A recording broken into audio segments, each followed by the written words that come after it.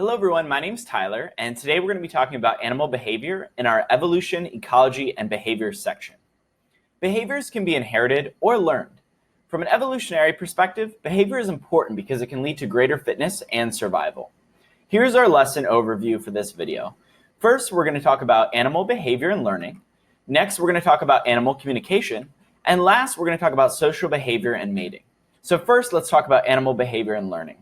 Here is our table of contents for this specific section. So types of animal behavior, learning, and animal movements. So let's talk about types of animal behavior. There are multiple types of innate animal behavior, like instinct, reflexes, fixed action patterns, and imprinting. And we're going to go over each of these. Here's our mnemonic for the innate animal behavior.